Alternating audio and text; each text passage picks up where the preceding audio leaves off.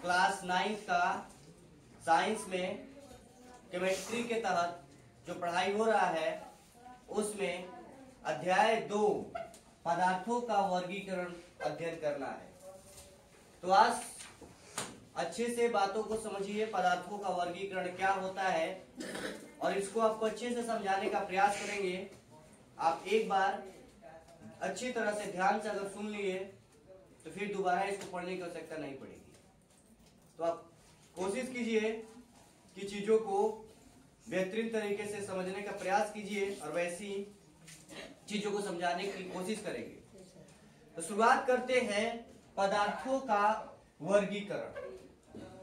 पदार्थों का वर्गीकरण क्या होता है? पहले तो यह जानना सबसे आवश्यक है कि पदार्थ है क्या। पिछले अध्यायों में हमने आपको पढ़ाया कि पदार्थ क्या है। पदार्थ वे वस्तुएं जो स्थान घेरे, जिसमें द्रव्यमान हो और जो अवरोध उत्पन्न करे। वे सभी वस्तुएं जिसमें स्थान हो, जो स्थान घेरे, जिसमें द्रव्यमान हो और जो अवरोध उत्पन्न करे, उसी को हम लोग क्या कहते हैं? पदार्थ कहते हैं। यानी सिंपल भाषा में समझा जाए तो पृथ्वी के चारों तरफ जो भी वस्तुएं हमें दिखाई देती है वो वस्तुएं पदार्थ ही है। पृथ्वी के चारों तरफ जितने भी वस्तुएं हम लोग देखते हैं वो सभी वस्तुएं क्या है बाबू? पदार्थ है। क्योंकि सभी वस्तु यह स्केज है, इसमें भी द्रव्यमान है, ये भी स्थान घेर पाता है और ये भी अवरोध उत्पन्न कर रहा है। अगर इसको रख देता अवरोध उत्पन्न कर रहा है तो ये भी एक प्रकार का क्या है? पदार्थ है। पदार्थ में आपको बताए थे कि पदार्थ जो होता है वो मुख्य रूप से 3 होता है। उसकी जो अवस्थाएं है ठोस, द्रव, गैस। लेकिन 2 अवस्था और है, एक प्लाज्मा और एक बोस-आइंस्टाइन कंडेंसर। ये भी इसकी 2 अवस्थाएं, यानी टोटल मिलाकर पदार्थ की हो गई 5 अवस्थाएं। तो पिछले अध्याय में हम लोग ने सभी पदार्थों के बारे में अध्ययन कर लिया है। अभी हम लोग को पढ़ना है कि पदार्थ का वर्गीकरण, classification of matter, classification of substance. पदार्थ का वर्गीकरण क्या है? पहले आप ये बात समझिए कि वर्गीकरण होता क्या है, क्लासिफिकेशन किसे कहते हैं, वर्गीकरण किसे कहते हैं। उसके बाद समझेंगे कि पदार्थों का वर्गीकरण क्या है। कोई भी वस्तु है और उन वस्तुओं को अगर वो एक समूह में एकत्रित है, बहुत सारी वस्तुएं हैं, बहुत सारी प्रकार की वस्तुएं हैं, अगर वो एक समूह में एकत्रित है तो उनके बारे में अगर हमें अध्ययन करना होगा, उनके बारे में अगर समझना होगा तो एक साथ उन्हें कंबाइंड रूप में समझना थोड़ी जटिल होगी। मतलब कंबाइंड रूप में अगर वो है, एक साथ अगर मौजूद है तो उस एक साथ रूप में उसके बारे में अध्ययन करना थोड़ी समस्या हो सकती है। लेकिन उस पदार्थ को अगर हम अलग अलग वर्गों में विभाजित कर दें तो अलग अलग वर्गों में विभाजित कर देंगे तो उसके बारे में अध्ययन करना थोड़ी हम लोग आसान हो जाएगी। यानी उन पदार्थों के बारे में अब जब अलग अलग कर दिए तो अब उनके बारे में अध्ययन करना थोड़ी क्या हो जाएगी? आसान हो जाएगी, क्योंकि हमने उसे वर्गीकृत कर दिया। तो पदार्थ को अलग अलग वर्गों में विभाजित कर उसके बारे में अध्ययन करना ही वर्गीकरण कहलाता है। मुख्य रूप से अब देखेंगे यहाँ पर पदार्थों का वर्गीकरण। पृथ्वी पर बहुत सारे पदार्थ है, चारों तरफ जो बताया था आपको, चारों तरफ जो भी चीजें देख रहे हैं वो सब क्या है? पदार्थ ही तो है, जो वस्तुएं हमें दिखाई दे रही है। और इस पदार्थ सभी जो वस्तुएं हैं इन सबके बारे में अगर एक रूप में हम अगर अध्ययन करना चाहे तो थोड़ी हमें जटिल होती है। उन्हें एक रूप में अध्ययन करना चाहे तो जटिल होती है। इसलिए उन वस्तुओं को अलग अलग वर्गों में डिवाइड कर दिया गया, अलग अलग वर्गों में विभाजित कर दिया गया, ताकि उन सभी के बारे में हम लोग क्रमबद्ध तरीके से अध्ययन कर सके, ताकि उन सभी के बारे में हम लोग क्रमबद्ध तरीके से अध्ययन कर सके। इसलिए उन वस्तुओं को अलग अलग वर्गों में विभाजित कर दिया गया, जिसे पदार्थों का वर्गीकरण कहा गया। अब बात आ रही है कि पदार्थों का वर्गीकरण तो हमने कर दिया, लेकिन पदार्थों के वर्गीकरण करने के लिए कोई आधार तो होनी चाहिए। बिना आधार के क्या हम वर्गीकरण कर सकते हैं? मान लीजिए कि आपके क्लास है, इसका हमको वर्गीकरण करना। अगर ये पूरे क्लास इसमें 9th को पढ़ाते हैं, 10th को पढ़ाते हैं, 11th 12th सबको इसी में पढ़ाते हैं, क्या पढ़ाने में समर्थ होते हैं? क्या आप लोग पढ़ने में समर्थ होते हैं? एक ही घंटा टाइम था, आपको भी पढ़ाना था, उसको भी पढ़ाना था, तो समस्या होती कि नहीं होती? तो हुआ क्या कि 9th के क्लास को अलग कर दिया गया, 10th के क्लास को अलग कर दिया गया, 12th के क्लास को अलग कर दिया गया। तब सबको ये पार्टिकुलर टाइम मिल रहा है और उन सबको पढ़ना भी आसान हो गया, उनको समझना भी क्या हो गया? आसान हो गया। बात समझ में आ रही है ना? उसी प्रकार यहाँ पे पदार्थ का भी है कि एक साथ सभी पदार्थ को रखेंगे तो उनके बारे में अध्ययन करना सही नहीं रहेगा, इसलिए उसे क्या कर दिया था, अलग अलग वर्गों में बांट दिया जाता है। पहली बात हो गई बांटने की। दूसरी बात हो गई कि एक तो हमने वर्ग के आधार पर उसे बांट दिया, एक वर्ग के आधार पर उसे बांट दिया। दूसरी बात कि हम 9th क्लास है और इस क्लास को ही हमें अलग अलग वर्गों में बांटना है, तो यहाँ पर भी कोई बेस बनाना पड़ेगा ना, तभी तो बांट पाएंगे। क्या आधार हम बना सकते हैं? तो अगर ये क्लास है और इसको हमको बांटना होगा तो अब इसमें देखा जाएगा कि कौन बच्चा इसमें पढ़ने में थोड़ा अच्छा है, कौन बच्चा थोड़ा सा कम है, कौन थोड़ा बाद में समझता है, कौन थोड़ा पहले समझता है। अब उस आधार में बच्चों को कर दिया जाएगा। जो थोड़ा पहले समझता है उसको अलग बैच किया जाएगा, जो थोड़ा लेट समझ उसको अलग बैच में किया जाएगा, जो थोड़ा कमजोर है उसको अलग बैच में किया जाएगा। बोले एक आधार बनेगा नहीं बनेगा? ये एक आधार बनेगा जिस आधार पे हम क्लास को, इस क्लास को क्या कर सकते हैं, अलग अलग कर सकते हैं। उसी प्रकार यहाँ जो बनेगा कुछ ना कुछ आधार बनेगा, तभी तो पदार्थ को अलग कर पाएंगे। यानी पदार्थ को अलग करने के लिए कुछ ना कुछ आधार होनी चाहिए, कुछ ना कुछ बेस होनी चाहिए। उस बेस के आधार पर ही हम उसको क्या कर सकते हैं, अलग कर सकते हैं। तो एक बेस पदार्थ के लिए क्या होता है, तो उसी प्रकार देखिए कि पदार्थ को अलग करने के लिए मुख्य रूप से दो आधार बनाएंगे। पहला आधार था शुद्ध पदार्थ, पहला क्या था बाबू, शुद्ध पदार्थ, और दूसरा आधार था अशुद्ध पदार्थ। पदार्थों को अलग करने के लिए दो आधार बनाए गए, शुद्ध पदार्थ और अशुद्ध पदार्थ। अब शुद्ध पदार्थ के अंतर्गत कौन आएगा और अशुद्ध पदार्थ के अंतर्गत कौन आएगा, इसके बारे में भी हम लोग जानेंगे।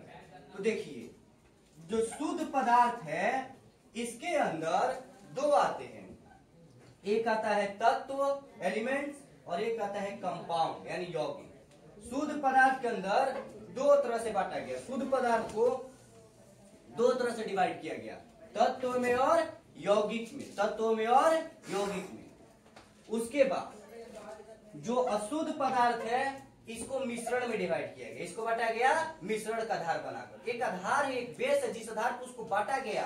तो देखिए शुद्ध पदार्थ को बांटा गया तत्व और किसमें, यौगिक में, और अशुद्ध पदार्थ को बांटा गया मिश्रण में। ये आधार बनाया कि इस आधार पर इसको लोग बांट सकते हैं, तो इसको बांटा गया मिश्रण में। इसके बाद जो तत्व आया अब उसको भी अलग अलग तरीके से डिवाइड कर देंगे हम लोग। जो यौगिक आया उसको भी अलग अलग तरीके से डिवाइड करेंगे। तो अभी हम एक चलते हैं तत्वों के बारे में। तो आपको पीछे बताया गया है कि तत्व क्या है। तत्व वह शुद्ध पदार्थ है जो किसी भी रूपों में खंडित नहीं होता है, अर्थात तत्व वह शुद्ध पदार्थ होता है जिसे किसी भी भौतिक या रासायनिक प्रक्रिया द्वारा हम लोग उसका टुकड़ा नहीं कर सकते, खंड नहीं कर सकते हैं, उसे तत्व कहा जाता है। तत्व एक शुद्ध पदार्थ है जिसे उसका खंड नहीं किया जा सकता है। जैसे आप लोग हिंदी ग्रामर पढ़े होंगे तो हिंदी ग्रामर में जो स्वर होता है, स्वर वह शुद्ध रूप होता है जिसका कोई खंड नहीं हो सकता है, नहीं होता है ना जी। उसी प्रकार यहाँ पर तत्व है, तत्व वह शुद्ध पदार्थ होता है जिसका कोई खंड नहीं किया जा सकता है, उसी को लोग क्या कहते हैं, तत्व कहते हैं। तो देखिए जैसे हाइड्रोजन है, हीलियम है, लिथियम है, सोडियम है, ये तत्व है और इस तत्व का कोई खंड नहीं किया जा सकता है क्योंकि ये अपने आप में परिपूर्ण होते हैं, इनका कोई खंड नहीं हो सकता है, उसी को तत्व कहा जाता है। Again repeat, listen carefully. तत्व वह पदार्थ है जिसका कोई खंड नहीं किया जा सकता है, तत्व वह पदार्थ है जिसका कोई खंड नहीं किया जा सकता है, उसी को क्या कहते हैं जी हम लोग, तत्व कहते हैं। समझ रहे बातों को। उसके बाद यौगिक है, उसके बाद यौगिक यानी कि जब एक या एक से अधिक तत्व, जब एक या एक से अधिक तत्व परस्पर आपस में मिलते हैं, परस्पर आपस में मिलते हैं तो उन तत्वों को आपस में मिलने से यौगिक का निर्माण होता है। ऐसे कह सकते हैं कि जब दो या दो से अधिक, जब दो या दो से अधिक तत्व परस्पर आपस में संयोग करते हैं तो उन तत्वों के संयोग करने से एक यौगिक का निर्माण होता है, यौगिक का निर्माण होता है। तो देखिए यहाँ पे एक, जैसे मान लीजिए यहाँ पे सोडियम एक तत्व है और क्लोरीन भी एक तत्व है, क्लोरीन भी एक क्या है, तत्व है। तो जो सोडियम है ये क्लोरीन के साथ मिल जाएगा तो बना देगा सोडियम क्लोराइड और ये बाबू एक यौगिक बन गया। ये क्या बन गया, एक यौगिक। यानी आप बताइए जरा कि सोडियम भी इसी के अंदर है, तत्व के अंदर है, और क्लोरीन भी तत्व में है कि नहीं है? इसमें सोडियम भी है और इसमें क्लोरीन भी है, दोनों मौजूद है। तो सोडियम भी है और क्लोरीन भी है, जब ये दोनों आपस में मिला तब तो एक यौगिक बना, तब तो क्या बना? एक यौगिक बना। यानी अगर कोई किसी से मिलकर बना हुआ है तो उसका विनाश निश्चित है कि नहीं है? अगर कोई किसी से मिलकर बना तो बोले उसका विनाश होगा कि नहीं होगा? यानी कि यौगिक अलग अलग होगा कि नहीं होगा? क्योंकि अगर हम लोग NaCl को चाहें तो अलग नहीं कर सकते हैं, इसे अलग कर सकते हैं, सोडियम को अलग कर सकते हैं, क्लोरीन को भी क्या कर सकते हैं? अलग कर सकते हैं। तो यौगिक भी वह शुद्ध पदार्थ है, यौगिक भी वह शुद्ध पदार्थ है जो दो या दो से अधिक, जो दो या दो से अधिक तत्वों के परस्पर मेल से बनी होती है, तत्वों के परस्पर मेल से बनी होती है, जिसे क्या कहा जाता है? यौगिक। जिसे क्या कहा जाता है बाबू? यौगिक। यानी दो या दो से अधिक तत्वों के परस्पर मेल से, दो या दो से अधिक तत्वों के परस्पर मेल से जो बनी होती है उसी को हम लोग क्या बोलते हैं? यौगिक। जैसे Na और Cl मिलकर क्या बना दिया? NaCl। तो बात आती है जो अब यहां से चलते तत्व है, इसको भी वर्गीकृत किया गया, जो यौगिक है इसको भी वर्गीकृत किया गया। इसके बाद पहले अभी हम लोग जान रहे थे थोड़ी अशुद्ध पदार्थ के बारे में। शुद्ध पदार्थ आप लोग समझ गए होंगे कि शुद्ध पदार्थ कितने होते हैं? दो, तत्व और क्या है? यौगिक। तत्व और क्या है? यौगिक। जिसमें से तत्व में समझ गए और यौगिक में ये समझ गए, ठीक है।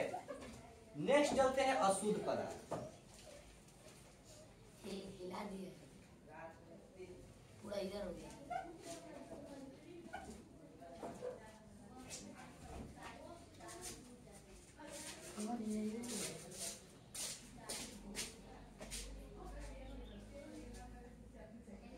हम लोगों ने देखा कि जो पदार्थ हुआ वो शुद्ध पदार्थ तत्व हो गया और एक जैसे क्या हो गया? यहाँ से यौगिक हो गया। इसके बाद अभी जो अगला पढ़ेंगे हम लोग अशुद्ध पदार्थ। अशुद्ध पदार्थ क्या होता है? तो देखिए अशुद्ध पदार्थ क्या है कि अशुद्ध पदार्थ को बांटा गया है मिश्रण के रूप में। अशुद्ध पदार्थ को बांटा गया मिश्रण के रूप में कि मिश्रण क्या है, समझ रहे बातों को? तो मिश्रण ये है कि जब दो या दो से अधिक, जब दो या दो से अधिक पदार्थों को किसी भी अनुपात में मिला दिया जाता है, किसी भी अनुपात में आपस में मिला दिया जाता है, जिससे क्या होता है? मिश्रण का निर्माण होता है। जब दो या दो से अधिक पदार्थों को किसी भी अनुपात में आपस में मिला दिया जाता है तो उन्हें किसी भी अनुपात में अगर आपस में मिलाया जाता है तो उससे क्या होता है कि मिश्रण का निर्माण हो जाता है। लेकिन अगर दो या दो से अधिक शुद्ध पदार्थों को एक निश्चित अनुपात में आपस में मिलाया जाता है तो उससे यौगिक का निर्माण होता है। समझ रहे बातों को? अगर निश्चित अनुपात में मिलाएंगे तो यौगिक बनेगा, अगर किसी भी अनुपात में उसे मिला दिया जाएगा तो क्या बन जाएगा? मिश्रण बन जाएगा। देखिए मिश्रण जो होता है वो दो प्रकार का होता है, एक समांग मिश्रण होता है और एक होता है विसमांग मिश्रण। अब समझते हैं कि समांग मिश्रण क्या है। समांग मिश्रण होता है जिसमें दो या दो से अधिक पदार्थों को, जिसमें दो या दो से अधिक पदार्थों को एक निश्चित रूप में आपस में मिलाया जाए और वो लोग पूरी तरह से वो आपस में मिल जाए, दोनों कण पूरी तरह से आपस में मिल जाए, उसे हम लोग समांग मिश्रण कहते हैं। यानी कि वायु है, वायु में हाइड्रोजन भी है, हीलियम भी है, ऑक्सीजन भी है, क्लोरीन भी है, कई सारे गैस है ना जी। और वायु में जब कई सारा गैस है और उन गैसों को अगर हम लोग मिश्रित करते हैं तो क्या उनसे ऑक्सीजन अलग दिखाई देता है, हाइड्रोजन अलग दिखाई देता है? ये वायु आप देख रहे हैं इसमें अलग अलग गैस हमें पड़ रहा है महसूस, सभी गैस एक में क्या है? मिश्रित है, सब एक बन जाते हैं। यानी जो मिलकर एक हो जाए, जो मिलकर एक हो जाए, पूरी तरह से एक ही अवयव दिखाई दे, उसी को हम लोग बोलते हैं समांग मिश्रण। जो पूरी तरह से मिल जाए, जैसे जल, जल है, ऐसे करिए जल, आप प्लस में यहाँ पे ले लीजिए नमक, प्लस में क्या हो जाएगा? नमक। तो जल है और नमक है और इसका हम मिश्रण बनवाएंगे तो कैसा मिश्रण होगा? जल के अंदर नमक डाल देंगे तो नमक पूरी तरह से घुल जाएगा, क्या हमें फिर उसमें नमक दिखाई देता है? उसी को बोलते हैं समांग, मतलब जो पूरी तरह से आपस में मिल जाए। तो जो पूरी तरह से आपस में मिल जाता है उसी को समांग मिश्रण कहा जाता है, और जो पूरी तरह से आपस में नहीं मिल पाता है उसको बोलते हैं विसमांग मिश्रण, उसको बोला जाता है विसमांग मिश्रण। तो समांग में आप समझ गए हैं, यानी जल और नमक पूरी तरह से हो जाएगा, नमक ये सब पूरी तरह से आपस में मिल जाता है, मिक्स हो जाता है, इसी को बोलते हैं समांग मिश्रण। यानी जिसमें जो अवयव को डाला जाए अगर वो अवयव पूरी तरह से उसमें मिल जाते हैं तो उसी को समांग मिश्रण कहा जाता है। अगर वो पूरी तरह से नहीं मिल पाते हैं तो उसको क्या कहा जाता है, विसमांग मिश्रण। अगर वो पूरी तरह से नहीं मिल पाते हैं तो उसे हम लोग विसमांग मिश्रण बोलते हैं। अब पूरी तरह से अगर मिल गए तो उसे किस रूप में जानते हैं, समांग मिश्रण रूप में जानते हैं। विसमांग में देखिए, विसमांग मिश्रण क्या होता है कि वैसा मिश्रण जिसके अवयव को अगर उसमें मिलाया जाए तो वो पूरी तरह से नहीं मिल पाते हैं। कुछ उसमें से, जैसे आप कुहासा है तो कुहासा है तो उसमें जल है, वायु है, इन सब का मिश्रण है, लेकिन ये पूरी तरह से मिक्स उसमें नहीं हो पाता है, तो उसी को हम लोग बोलते हैं विसमांग मिश्रण। इसके बाद इसके और भी जैसे इसमें हो जाएंगे, जैसे अभी आप देखिए कीचड़, क्या हो जाएगा, कीचड़। और आपसे पूछा जाए कि कीचड़ कैसा मिश्रण, बताइए समांग है कि विसमांग? विसमांग है, क्योंकि कीचड़ में जल भी होता है, कुछ कंकड़ भी होते हैं और पूरी की पूरी दोनों दिखाई देते हैं ना जी, इसलिए वो क्या होगा, विसमांग। अगर जो पूरी तरह से मिलकर एक हो जाए वो हो जाएगा समांग मिश्रण। जैसे जल था और नमक था, दोनों को मिक्स करेंगे तो बोलिए समांग होगा कि विसमांग? समांग हो जाएगा। मिल जाएगा नहीं मिल जाएगा? आगे लेते हैं, जल है और यहाँ शराब है, जल है और यहाँ पे शराब है। अब बताइए कैसा मिश्रण है, समान की विसमान? समान होगा, क्योंकि जल के अंदर शराब को मिक्स करेंगे तो पूरी तरह से क्या हो जाएगा, मिक्स हो जाएगा, तो ये क्या हो जाएगा, समान मिश्रण हो जाएगा। इसके बाद जल है और उसमें हम दूध ले रहे हैं, तो जल और दूध का मिश्रण बताइए कैसा मिश्रण होगा, समान की विसमान? समान। जल और दूध का भी मिश्रण क्या हो जाएगा, समान मिश्रण हो जाएगा। जल और शराब का भी मिश्रण क्या हो जाएगा, समान मिश्रण हो जाएगा। बात समझा रही है? जल और शराब का मिश्रण समान हो जाएगा, जल और नमक का मिश्रण समान हो जाएगा, जल और दूध का मिश्रण समान हो जाएगा। क्या कीचड़ समान होगा?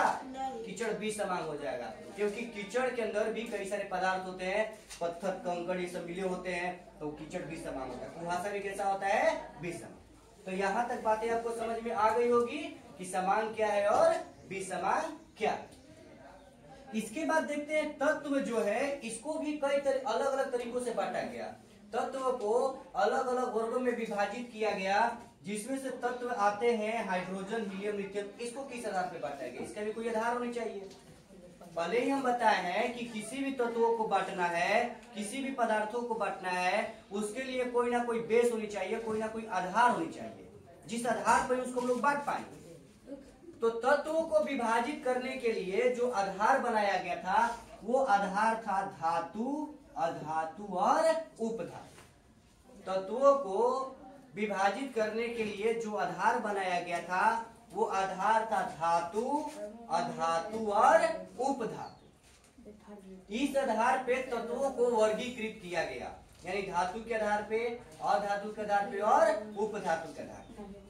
धातु, अधातु और उपधातु, इनके गुणों का वर्णन करके, इनकी गुणों की व्याख्या करके इन्हें उस रूपों में बांटने का प्रयास किया गया, जिसमें देखेंगे हम लोग कि धातु क्या होता है, अधातु क्या होता है और उपधातु क्या होता है।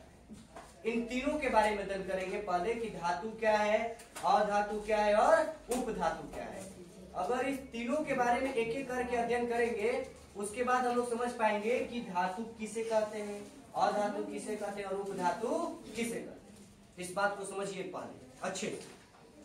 देखिए धातु क्या है, इंग्लिश में इसे मेटल कहा जाता है। मेटल, मेटल क्या है, धातु क्या है।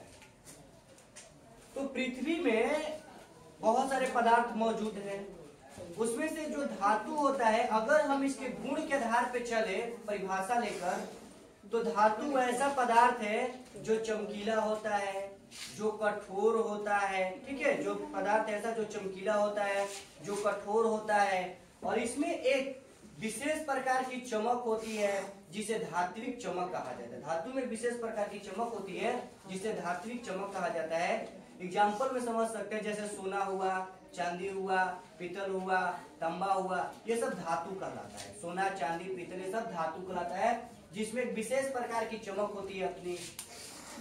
धातु प्रायः कठोर होते हैं, धातु प्रायः कठोर होते हैं और धातु तन्य भी होते हैं। कुछ धातु तन्य भी होते हैं, अर्थात उन्हें पीट पीट कर एक बड़े से चादर के रूप में भी परिवर्तित किया जा सकता है, उसे आघातवर्धनीय बोलते हैं। तो धातु आघात वर्धनीय भी होते हैं और धातु तन्य भी होते हैं। तन्य में जैसे सोना है, तो सोना इतना तन्य होता है कि उसे पतला रेशा की तरह बनाया जा सकता है। रेशा की तरह 1 ग्राम सोने में लगभग 1 से 1.5 किलोमीटर लंबा रेशा बनाया जा सकता है। तो धातु तन्य होते हैं, तन्य मतलब उसका रेशा बनाया जा सकता है। धातु आघातवर्धनीय होता है। आघातवर्धनीय का मतलब कि उसे पीट पीट कर चादर के रूप में बदला जा सकता है। देख लोहा का बदल पीट पीट ये चादर बना हुआ है ना, ये धातु ही तो है। यानी जिसको पीट कर पतला रूप में परिवर्तित किया जा सकता है उसको बोलते हैं आघातवर्धनीय। और जिसे खींचकर पतला तार जैसा बनाया जा सकता है वो होता है तन्य। तो धातु तन्य भी होता है। इसके बाद जो धातु है इसके पास खुद की एक चमक होती है, उसको धात्विक चमक कहा जाता है। और धातु में एक विशेष प्रकार की ध्वनि होती है जिसे धात्विक ध्वनि कहा जाता है, जिसे धात्विक ध्वनि कहा जाता है। धातु का एक गुण है कि जो धातु होता है वो धातु बाबू आपका कठोर होता है। धातु कठोर होता है, लेकिन एक अपवाद है। अपवाद क्या है? पारा। पारा भी तो एक धातु ही है। अपवाद है पारा। पारा भी एक धातु है, लेकिन ये कमरे के ताप पे द्रव अवस्था में रहता है। याद रखिएगा बात को अच्छी तरह से। पारा जो है वो भी एक धातु है, लेकिन पारा जो है ये कमरे के ताप पे द्रव की अवस्था में रहता है। पारा जो है वो कमरे के ताप पे द्रव की अवस्था में रहता है, जबकि अन्य जितने भी धातुएं हैं वो सभी धातुएं ठोस की अवस्था में रहते हैं। जितने भी प्रकार की धातुएं हैं वो सभी धातुएं ठोस की अवस्था में रहते हैं, जबकि पारा एक ऐसा धातु है जो कमरे के ताप पे द्रव की अवस्था में रहता है। इसे इसका ये अपवाद कहा जाता है। इसका ये अपवाद है। समझ रहे बातों को? उसके बाद आते हैं अधातु। अधातु क्या होता है? तो अधातु ऐसा पदार्थ होता है जिसके अंदर धातु के सभी गुण होते हैं। यानी धातु का उल्टा अगर करेंगे तो बन जाएगा अधातु। अर्थात अधातु ठोस नहीं होते, प्रायः द्रव और गैस के रूप में रहते हैं। अधातु प्रायः द्रव और क्या रहते हैं? गैस के रूप में रहते हैं, या गैसीय रूप में ज्यादा रहते हैं। ऑक्सीजन हो गया, क्लोरीन हो गया, हीलियम हो गया, ये सब अधातु है जो गैसीय रूप में रहते हैं। कुछ ऐसे भी अधातु है जो द्रव के रूप में रहते हैं, जैसे याद रखिएगा ब्रोमीन। अपवाद है, बहुत इंपॉर्टेंट बात याद रखना है। आपसे 2 क्वेश्चन पूछा जाएगा। एक क्वेश्चन पूछा जाता है कि एक ऐसे धातु का नाम बताइए जो द्रव के रूप में रहता है, तो वो कौन हुआ? पारा। कौन हुआ? पारा। एक ऐसे धातु का नाम बताइए जो द्रव के रूप में रहता है, तो वो हो गया हम लोग का पारा। अगर पूछा जाए कि एक ऐसे अधातु का नाम बताइए जो द्रव के रूप में रहता है, तो वो हो जाएगा ब्रोमीन। एक ऐसे अधातु का नाम बताइए जो द्रव के रूप में रहता है, तो वो क्या हो जाएगा? ब्रोमीन हो जाएगा। ऐसे प्रायः जो अधातु है वो गैस के रूप में रहता है। अधातु जो होता है वो गैस के रूप में रहता है, लेकिन एक अपवाद है ब्रोमीन जो कि द्रव के रूप में रहता है। ब्रोमीन जो रहता है वो द्रव के रूप में रहता है। याद रखिएगा कि अधातु में ब्रोमीन एक ऐसा धातु है जो द्रव के रूप में रहता है। और धातु, सभी धातु ठोस के रूप में रहते हैं, लेकिन अपवाद में एक पारा है जो द्रव के रूप में रहता है। पारा एक ऐसा धातु है जो किस रूप में रहता है? द्रव के रूप में। और अधातु ब्रोमीन एक ऐसा अधातु है जो कि द्रव के रूप में रहता है। ऐसे सभी जो अधातु वो गैस के रूप में रहते हैं, लेकिन ब्रोमीन एक ऐसा धातु है जो द्रव के रूप में रहता है। इसके बाद जो लास्ट टॉपिक आता है वो आपका उपधातु। उपधातु क्या होता है? तो ऐसा पदार्थ जिसके अंदर धातु और अधातु, वैसा पदार्थ जिसके अंदर धातु और उपधातु दोनों के गुण पाए जाते हैं। वैसा पदार्थ जिसके अंदर धातु और अधातु दोनों के गुण पाए जाते हैं उसे उपधातु कहा जाता है। उसे क्या कहा जाता है? उपधातु कहा जाता है। जैसे इसके अंदर आता है कार्बन, जैसे क्या आ जाएंगे? कार्बन। यानी इसमें धातु के भी गुण है और इसमें अधातु के भी गुण है, इसलिए इसे उपधातु कहा जाता है। इसे क्या कहा जाता है? उपधातु। उपधातु आपको समझ में आ गया होगा। वैसा पदार्थ जिसमें धातु और अधातु दोनों के गुण पाए जाते हैं उसी को क्या कहा जाता है? उपधातु कहा जाता है। समझ रहे बातों को? धातु तो बता दिए। धातु ऐसा पदार्थ होता है जो ठोस होता है, जो कठोर होता है, चमकीला होता है, विद्युत का सुचालक होता है। समझ रहे हैं? और अधातु जिसका उल्टा होता है, अधातु प्रायः गैसीय रूप में रहता है, अधातु कठोर नहीं नॉर्मल होता है, अधातु में कोई विशेष चमक नहीं होती है, अधातु विद्युत का कुचालक होता है जबकि धातु विद्युत का सुचालक होता है। अधातु के एग्जाम्पल अगर बोला जाए, सोना, चांदी, पीतल, तांबा, ये सब धातु है। ये सब क्या है? धातु। और अधातु में आ जाएगा कागज, लकड़ी, पत्थर, प्लास्टिक, जो भी आप बोलिए सब क्या हो जाएगा? अधातु। धातु जो है वो विद्युत का सुचालक होता है, उसी प्रकार अधातु जो है वो विद्युत का कुचालक होता है। अधातु विद्युत का कुचालक होता है, यानी इससे होकर विद्युत धारा प्रवाह नहीं हो सकता है। लेकिन एक बात याद रखना है, सबसे इंपोर्टेंट, वो है ग्रेफाइट। ग्रेफाइट एक ऐसा अधातु होता है जो विद्युत का चालन करता है तो अधातु लेकिन विद्युत का चालन करता है। ग्रेफाइट आप देखोगे जो पेंसिल होता है, उस पेंसिल के बीच वाला जो भाग होता है वही ग्रेफाइट कहलाता है। ग्रेफाइट कार्बन का अप्रूफ होता है। ग्रेफाइट जो कार्बन का एक अप्रूफ है और एक ऐसा अधातु है जो विद्युत का सुचालक है। तो अपवाद में आता है, याद रखिएगा, पूछा जाता है क्वेश्चन कि एक ऐसे अधातु का नाम बताइए जो विद्युत का सुचालक है, वो क्या हो जाएगा? ग्रेफाइट। और अधातु तो विद्युत का सुचालक होता नहीं है, लेकिन अपवाद में है ग्रेफाइट। जैसे सभी अधातु गैसीय रूप में रहते हैं, लेकिन एक अपवाद है ब्रोमीन जो द्रव के रूप में रहता है। सभी धातु जो ठोस रूप में रहते हैं, लेकिन एक अपवाद है पारा जो किस रूप में रहता है? द्रव के रूप में रहता है। तो यहाँ तक बातें आपको आज समझ में आ गई होगी कि धातु क्या होता है, अधातु क्या होता है, मिश्रण क्या है, अशुद्ध क्या है, शुद्ध क्या है। और इन सारी बातों को समझने के बाद आगे अब हम लोग पढ़ेंगे कि तत्वों को जो बांटा गया उसकी भागों को पढ़ेंगे, यौगिक और तत्वों के बीच में अंतर पढ़ेंगे कि यौगिक क्या होता है, तत्व क्या होता है, इन दोनों के बीच में क्या पढ़ेंगे हम लोग? अंतर पढ़ेंगे। तो आज के लिए इतना ही, आगे जो पढ़ेंगे आगे क्लास में। जय बाय बाय।